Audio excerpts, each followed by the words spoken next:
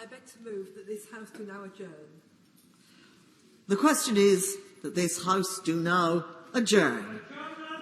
Aaron Bell.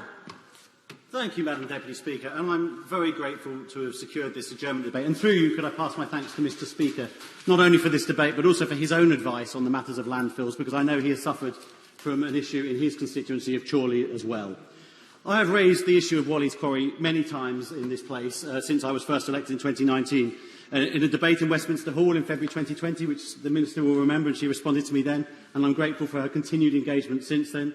In the Christmas adjournment debate at the end of last year, and again in my 10-minute rule bill, which I introduced on the 9th of March, the Landfill Sites Odorous Emissions Bill.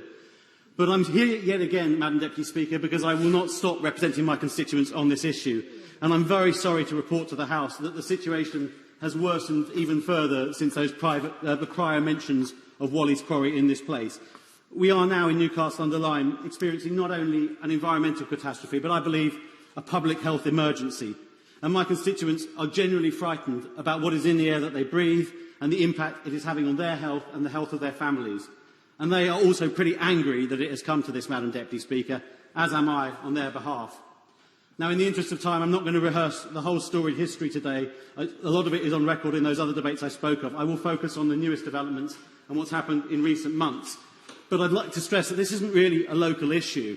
Not only is it so big that it is affecting neighbouring constituencies, and I'm grateful to see the member for Stoke-on-Trent Central here, but it's also now become a national issue in that Walleys Quarry itself is generating 85% of all odour complaints in England to the Environment Agency in March. It's also generated national coverage in the newspapers, across the BBC, the ITV, and that is because this year things have moved on quite considerably. There have been 5 breaches by the operator of their permit, and the Environment Agency have had to issue an enforcement notice, which I will come back to later. But I'd like to start really by focusing on the impact it's having on people's health, and I'll start by quoting the letter my right honourable friend, the Secretary of State for Health and Social Care, wrote to the Chief Executive of the Environment Agency, expressing his, quote, grave concerns about the current situation, recognising the distress and disruption it's causing to the local community, and highlighting how imperative it is that the Environment Agency exercise, and again I quote, the full range of their regulatory enforcement powers to resolve the problems at the site. And that's a sentiment with which I must say I wholeheartedly agree, and so do my constituents. And to speak directly for them, Madam Deputy Speaker, I have recently conducted a health and impact survey, which I published earlier today, which I published on my Facebook page and via my newsletter and Twitter. I had over 1,000 responses in the first 24 hours, and this survey is based on over 1,400 responses.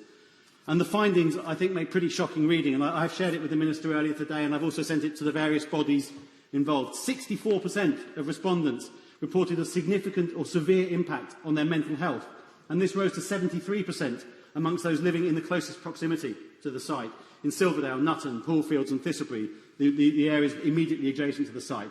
Similarly, 60% of respondents reported a significant or severe impact on their sleep, and 52% said the same about their physical health, and again, the figures higher for those living closest. And if I could just quote some of the testimony from residents that I put into this report. Claire from Silverdale says, my son is having weekly nosebleeds. My whole family is suffering with dry skin, throat and eyes. We are staying in the house much more than we usually would, with the doors and windows shut, as the smell outside is horrendous. My heating bill has increased. We only moved into the area in December 2019, and we are greatly regretting this move. We've been saving for 16 years to move into a house like this. It was our dream home, and now that has all been ruined. Ian from Newcastle says, some days we feel like prisoners in our own home. And Sandra from Port Hill says, I have lived in Newcastle for over 30 years. It's frustrating to see this blight causing so many issues and not being able to hold someone responsible for controlling the odour. I've shopped in Newcastle town centre for decades, and even I don't want to go there when it stinks. Well, you can understand how difficult this is for me as the Member of Parliament for Newcastle. We've got so much good going on in Newcastle, but so much of a cloud being cast over us by what's happening at Walleys Quarry. As I say, I've sent this report to the Environment Agency, Public Health England, the Borough County Council, the Secretaries of State concerned, and also the operator. Will my honourable friend give way? I will give way. Can I congratulate my honourable friend for the amazing work that he's doing in connection with this landfill site in his constituency, and for representing his constituents so fantastically on this issue, and good luck with everything my honourable friend does on this. I too have a waste site in my constituency where we have had a fire for the last 3 weeks due to the illegal dumping on a site that had actually been abandoned. Does he agree with me that there must be stronger powers for local authorities to intervene where illegal activities are occurring on site so that we can better protect our communities in the way that he is seeking to do? I thank the honourable member for Telford for her contribution. I have seen that what is going on in her constituency is also completely unacceptable. I should stress I have other sites in my constituency, illegal waste dumps, that are causing huge problems. One at Doddles Pool, one at Bonnie Braes. And again, the Environment Agency appear hidebound and unwilling to act in the face of blatant law breaking by people who have, in one case, already been convicted.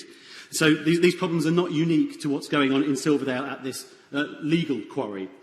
But I'd say the health concerns I was raising a moment ago are not just anecdotal, they're backed up by evidence from the local GPs. And only this morning, a hospital consultant was quoted in the press talking about a particularly heart-rending case of a 5-year-old child, Matthew Curry. I will give way.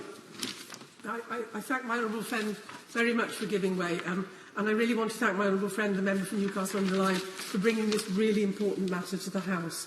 While the quarry lies within his constituency, the effects are very much felt in Stoke-on-Trent Central, particularly where we border with Newcastle Under Lyme in Basford, Harts Hill, Penkhull and Trent Vale. In addition to supporting all the comments made by my honourable friend, I would like to make the Minister aware of a concern raised by the Royal Stoke University Hospital, based in my constituency and only 2.5 miles away from the quarry, regarding hydrogen sulphide emanating from the quarry, which has caused a poisonous toxic gas with an eggy smell. I know my honourable friend agrees that this is deeply concerning, and my constituents and I join in calling on the Minister to take immediate action, both to mitigate the worrying environmental and public health impacts and to find a lasting solution to this issue. Thank you. I'm very grateful for... That was a very long intervention. I haven't interrupted the Honourable Lady because we're trying to get back to some kind of normality, but I have to make the point that it was a very long intervention. Very interesting one, of course. Mr. Bell. Thank you, Madam Deputy Speaker. And I thank my honourable friend from Stoke Central for that intervention. I also thank the members for Stoke North and South, neither of whom can be here today. The support I've had from all the Stoke MPs on this matter has been greatly appreciated. And I would stress the fact that this odour is now reaching into Stoke, up to Torque in my honourable friend from Stoke North constituency. The member for Stoke South can smell it at his own house in his constituency, which is over 6 miles away. The problem, if anything, is getting worse. And I've also got testimony from people who work at the hospital explaining how damaging it is for both patients and staff. There was also a Westminster Hall debate in this place on the 27th of April, held by the honourable member for Twickenham. It was about air quality in London, but nevertheless, 126 of my constituents wrote in and submitted some really moving testimony. I thank the Chamber engagement team for providing it to me. Jane wrote, "The effect on mental health is worrying. Many people feel trapped in their homes, often filled with a dreadful stench. They can't open windows or enjoy going out into gardens.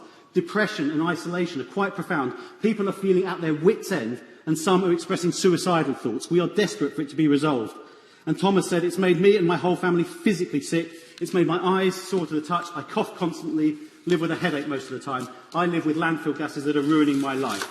I think we can agree no one should have to live like this. And they're not exaggerating, Madam Deputy Speaker. I've been out to smell it for myself many occasions. I went out at 3 a.m. after the election count on the Gallingale estate, which has got the worst of it, and it was absolutely appalling. If you were woken up by that landfill at that time, I don't know how you could get back to sleep again. And I would say that the operator and the Environment Agency have actually been given years of warning about this issue, repeatedly flagged before I was elected by campaigners like Councillor Derek Huckfield, me in this place, by residents, that the concerns were growing. And this has been dismissed by the operator sometimes as a social media campaign, and I'm sorry to have heard the same at times from the Environment Agency. The problem is real, and I will keep pushing on this until we see stronger and tougher action. And with regards to the Environment Agency, firstly, there was a report before I was elected, a previous monitoring exercise. It was a very weak report, Madam Deputy Speaker. It wouldn't even identify the source of the odour, which understandably damaged the trust of my constituents, who know perfectly well where it's coming from. And in September last year, I wrote to Sir James Bevan calling for fresh monitoring on the back of the complaints that I was receiving in my inbox. But this was not forthcoming. It was not felt it would be useful at the time. I think we can draw the conclusion as to what we've got to now, and I'll explain where we are now in a moment. Had the EA taken my warnings more seriously back then, perhaps the present crisis could have been forestalled or minimised. Now, as for the present crisis, I do feel the Environment Agency have been more concerned with their own reputation than that of my town of Newcastle Under Lyme. It doesn't do Silverdale any good to be called the UK's smelliest village, which it was in the Sun on the 30th of April. We take no pride in Newcastle in the news coverage we're generating, but there is a lot of it. We've been covered in The Guardian, The Independent, The Sun, The Sunday Mirror, The Mail on Sunday, Radio 4 Today, The Jeremy Vine Show, to name just a few. And actually, there are many more positive stories I would rather be talking about instead. All the investment that's coming into Newcastle as we build back better, the Future High Streets Fund, the Towns Fund. Newcastle College is through to the final round of getting Institute of Technology. These are the stories I want to be talking about in this place. I don't want to be talking about a stinking landfill, but I will keep talking about it until we get it sorted. And there have been failings of the Environment Agency over the last year. They eventually did install that monitoring equipment in February, Madam Deputy Speaker. The installation preceded the worst weekend we have yet experienced, the weekend of the 26th to the 28th of February. There were over 2,000 complaints to the Council that weekend, over 1,400 to the Environment Agency directly. There would have been more, but people couldn't get through on the lines.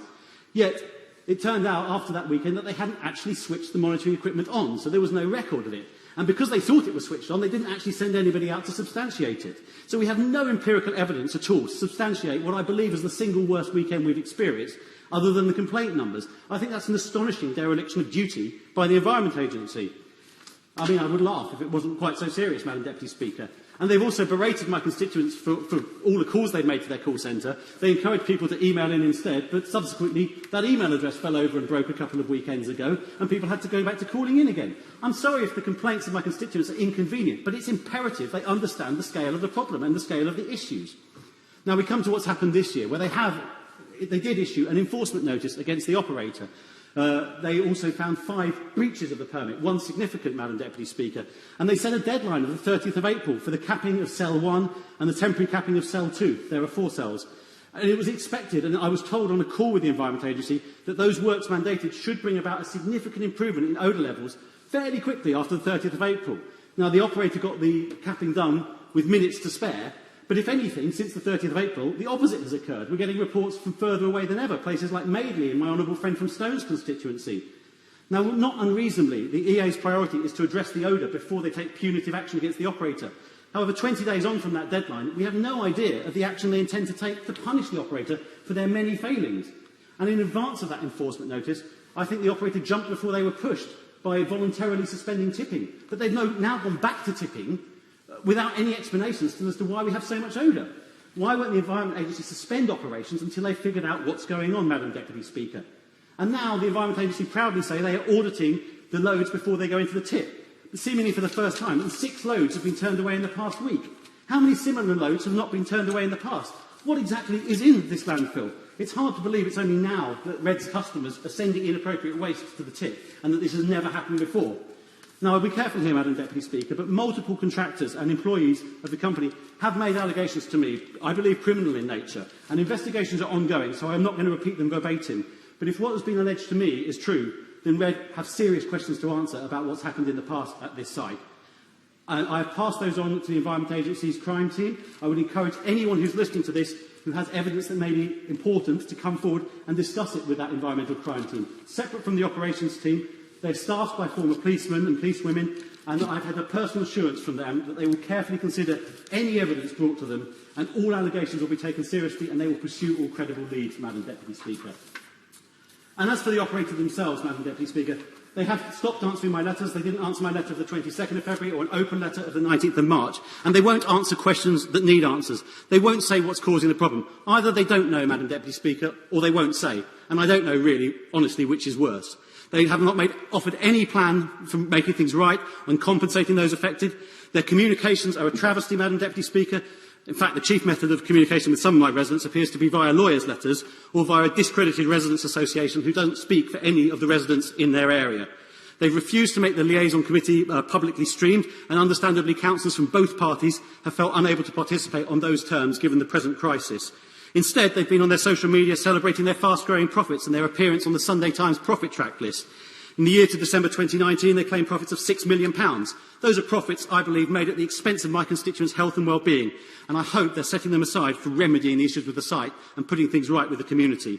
They also allege they found an alternate explanation about the hydrogen sulphide, disused mine working, but they can't or won't corroborate this. They won't even share the basis for these claims with the EA, and the Coal Authority has now said publicly they found no evidence at all for this claim.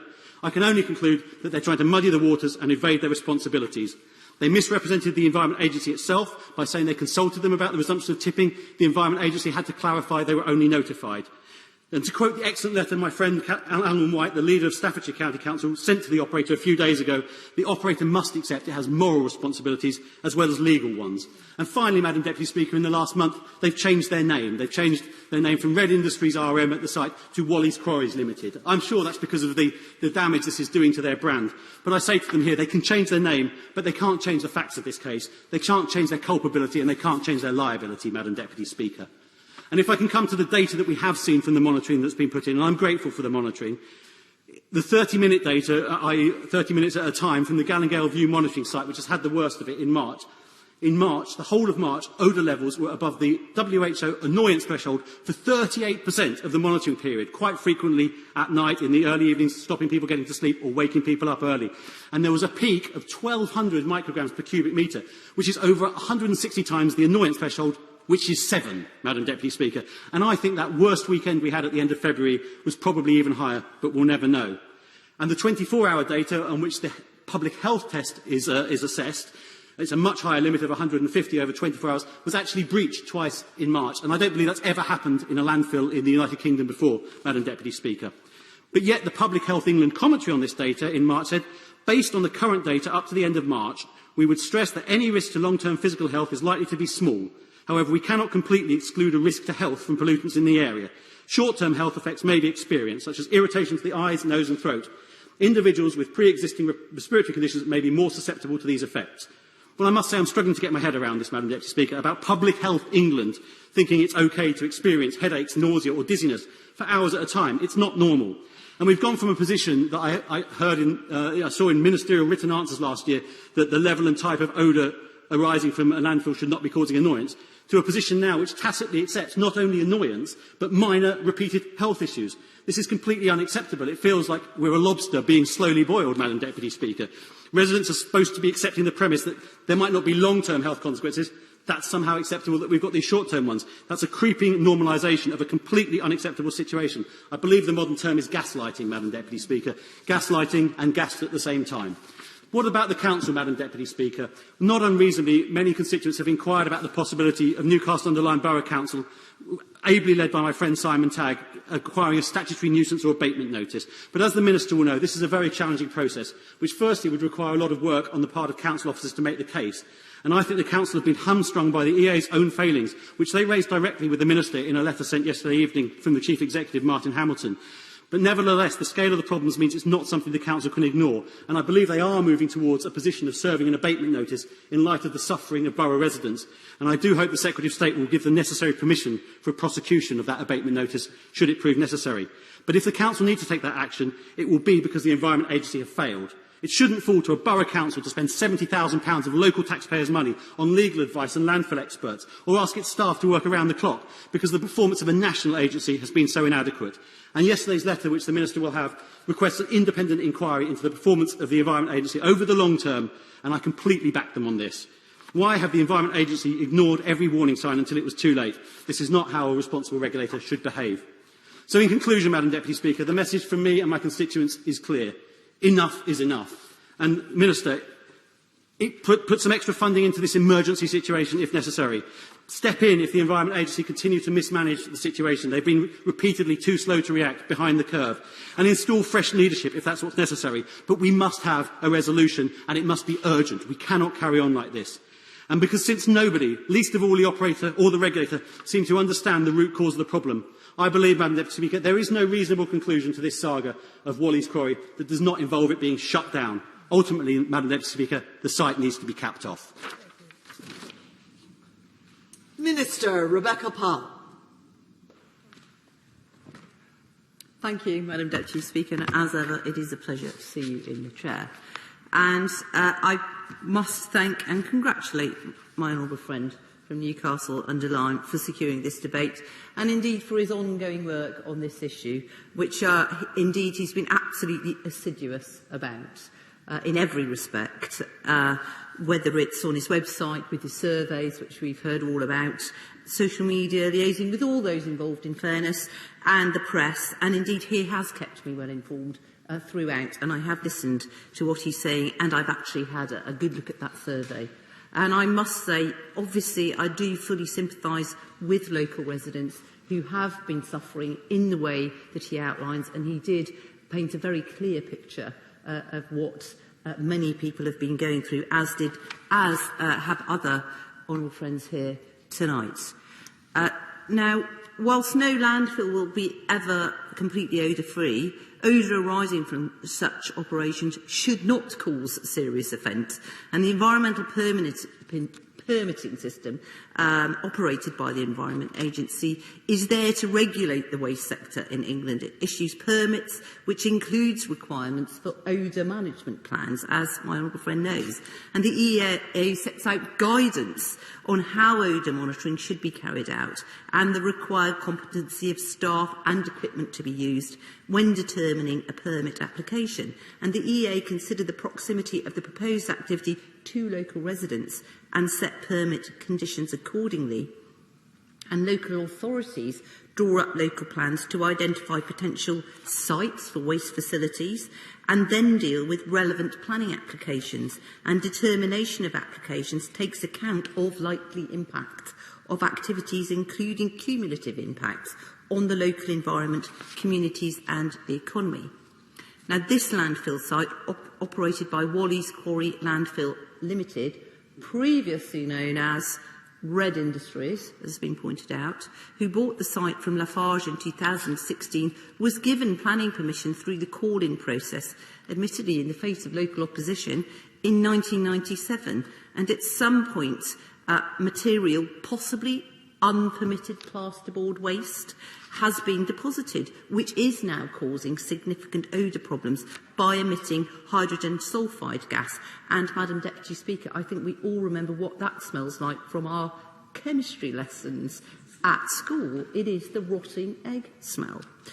So, I'm just going to talk a bit about the EA's enforcement powers. So, where an operator is not complying with their permits, there are issues of poor performance. The EA has a series of options at its disposal, from offering advice and guidance, civil sanctions, stop notices, suspension and revocation of the permit.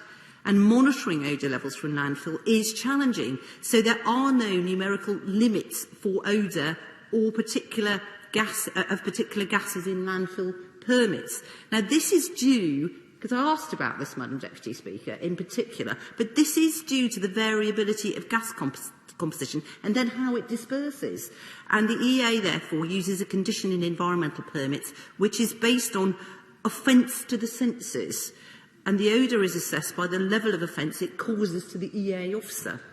In order to demonstrate non-compliance, an EA officer receiving a report of odour will attend the location, confirm the odour is actually coming from that site, assess whether the site is complying with its odour management plan or doing something that is contrary to best available techniques. That's the equipment that it uses. And this approach has evolved over a number of years following prosecutions and case law derived from these cases. And if non-compliance is confirmed, EA officers can take action in line with their enforcement and statutory policy. Now, in terms of this Quarry, obviously, as I've said, I've got huge sympathy for the thousands of residents who've raised complaints. And the EA has an absolute priority to reduce odour from the site, and they have been working with local partners, including my honourable friend. I think he will admit this, and the whole community, to sort this situation out. But undoubtedly, the problem has got a lot worse in recent months. And from air quality monitoring data from 2017, 18 and 19, no World Health Organisation guidelines were exceeded, and annoyance levels were only exceeded for about 1% of the time. And whilst EA site visits and monitoring increased in that time, no significant compliance issues were found. However, when complaints escalated significantly in December 2020, and my honourable was assiduous in pointing this out, the EA's activity in monitoring at the site did increase, and they made 17 visits and nearly 50 odour assessments. So I don't think it's right to suggest they haven't done what they should have done. They have indeed put in a great deal of work, and significant non-compliance issues have been identified, and the enforcement notice was issued in March, and the EA is using its regulatory powers to the full and complies with the regulator's code. Now, 4 air quality monitoring units have now been installed close to the site and are taking measurements, and they will be there until at least the end of August, and the EA are working very closely with Public Health England to understand the health impacts, and the data monitoring will obviously be crucial. And Public Health England are assessing against WHO guidelines to look at the potential health risks. But my honourable friend mentioned this period, the 7th and the 8th of March, and this 24-hour period when the concentrations of hydrogen sulphide did exceed those WHO 24-hour health-based guidelines. And Public Health England did state that the analysis, however, did not indicate any serious impacts to long-term physical health. However, they fully accepted that some people may have experienced nausea, headaches and dizziness. Although they did recognise that persistent unpleasant odour can affect mental health well-being. This has been referred to by my honourable friend, can of course cause stress and anxiety. I think that's completely understandable, and a lot of this is highlighted in my honourable friend's survey. And so at the moment, air quality monitoring shows that the levels of odorous gas around the site, while not exceeding the WHO health-based limits, is regularly exceeding what's called the WHO annoyance guidance limits. Now, I take my honourable friend's survey seriously, and I also wanted to flag that the local authority and Public Health England are now conducting a formal health survey, which I think will be very useful to build that evidence, so they could obviously look at my honourable friend's survey, add to their own data. Details are on the website, Madam Deputy Speaker, and any local resident are encouraged to take part in that. I think that will be helpful. Now, the EA's enforcement notice issued to the company in March required them to cap the site with a harmless material to reduce the gas escaping, and that was completed within the timescale required. The EA has also required the operator to install further gas management equipment, such as a flare to burn off gas, which is actually being tested this very week, and they're assessing a new odour reduction plan and a surface emissions report, which the company has been required to produce, and new gas extraction wells have been installed. So I think he'll agree a great deal of work has been ongoing, and these should start to reduce the odours over the next few weeks. And it does take a bit of time. It's not instant. So I would urge my honourable friend to give it a bit more time. In addition, whilst the operator is now accepting waste, again following its voluntary suspension in March, the EA is now actively auditing the waste supply chain to the site, i.e. to check what's going in there, and only waste in accordance with the permit is being deposited, and the operator has agreed to check every load, and indeed 6 loads have been stopped, rejected. I think that's welcome, and this is to try and stop any further gas-producing materials like gypsum from getting into the site. It's quite clear that the levels of H2S, usually a minor gas coming out of landfill sites, and it disappears after a while, they are exceptional on this site, that without a doubt, and the EA is assessing the evidence from this site to consider what else they could do. And they've also got a national project underway to understand better what extent hydrogen sulphide materials, such as plasterboard, is creating when inappropriately, obviously, deposited in sites. Now, I hear my honourable friends' vociferous calls for operations to be suspended at the site, but actually that wouldn't secure the reduction in the odour of the gas, because the changes to the gas management being made at the moment by the operator, overseen by the EA, are the things that ought to help reduce the gas. The EA's priority is to do that, to reduce the gas and hold the operator to account to bring the site back into compliance. They want to continue to update their dedicated website on this site. I've actually looked at all the material now that the EA do share with locals. I actually think my honourable friend would admit they've worked very hard on that and that messaging, and they will continue to do that. And I think that's really important to engage the local community. I am aware that, unfortunately, also there has been some intimidating behaviour towards EA staff, and I would just urge respect, where everyone is working together. I'm going to get to my closing remarks, Madam Deputy Speaker. I have to stop the Minister now, but it would be more useful if she does have a final sentence, but we're past time. Oh, apologies, Madam Deputy Speaker. But I will allow the Minister. Friend. It's somewhat inconclusive if the Minister can't give her final sentence. Oh, apologies. I thought it was 8:06. I was carefully watching the clock. I will just summarise. I want to thank the honourable friend for his assiduous work. I am keeping my eye on it. The EA are we're holding their feet to the fire. And we do have to reduce the odours from this site. Madam Deputy Speaker, thank you for your time, and I will continue to have a really, really close look at what's going on at this site. Thank you. The question is that this House do now adjourn. As many as that opinion say aye. The ayes have it. The ayes have it. Order. Order.